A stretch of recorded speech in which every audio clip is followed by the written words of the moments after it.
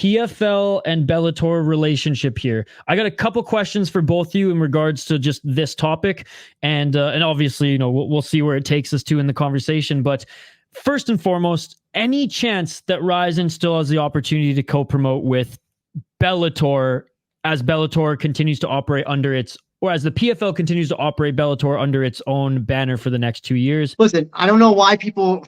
Oh my God, this is like the history has shown that when companies buy out other companies or take over companies, they don't last long. So like, I don't know why people think that Bellator is being different. Look what happened with WEC and UFC. What happened with Strikeforce and UFC?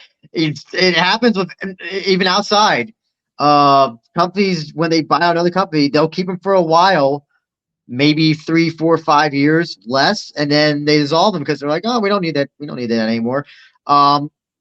As far as a RIZIN, well, I can see, fighters who lose in the playoffs maybe go to RIZIN. That's what Jake Kuhn did. That's what Johnny Case as well did for RIZIN, I believe. Satoshi Ishii did. Oh yeah, Satoshi Ishii as well. Oh yeah, I totally forgot Satoshi Ishii was in PFL. Oh my goodness. Most people did. Yeah, that's forgettable. Don't anyone in the chat here. Don't even go and watch it. It's sad. But the PFL's business model isn't like a partnership. It's not like, oh, PFL fighters versus this PFL Bellator thing is kind of like an anomaly. It's not something that's usually done among Western promotions. Very rarely. They don't keep another promotion operating under the same banner. It's usually we bring it in and it's gone. Like, yeah, and if you're seeing that they're cutting fighters already, that should. I don't know why people are still thinking. Some people think that Bellator is going to still be around. Like the fact that they're cutting fighters is already telling me like. Yeah, but let's be honest. They're trimming the fat because like the guys and gals they're fighting. Like, let's be honest. Like, there's also somebody who worked in corporate America whose small company was taken over by a bigger company, and we were told, oh hey, you know what? No, you don't have to worry. You're gonna have your jobs, forever. We're not here. And then 3 years later, we get laid off and all that stuff. So. It's not just an MMA thing. It's just an entirely. I mean, TKO, the WWE when they merged with UFC, Endeavor, TKO, whatever that was, they cut a whole bunch of people from I think the WWE side and that were working in the offices, if I'm correct. PFL just kind of hires fighters and then they have a season playoff. They don't. There's really no PFL. They don't really do that. They might say, hey, RIZIN, are you going to book this guy because we would like to use him for our thing? Maybe that, but this is going to be, I don't think there's going to be a PFL versus RIZIN show. It doesn't seem like their business model at all. Yeah, Jay, Chris, what are your thoughts? I mean, first of all I got to say is when it came down to that PFL Bellator presser that happened now 10 hours ago, all I gotta say is, and I know, Andrew, you could probably vouch for me on that, it was boring as hell. Like, I can understand the pomp.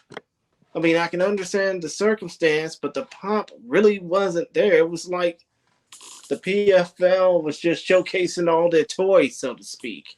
Chael Sonnen was the only exciting thing, just ripping on the co-host because the co-host kept trying to be like, bend over to the PFL, and Chael's just like, come on now, buddy. Like that co-host, Sean O'Connell, just so happens to be what Chael Sonnen never been, a champion.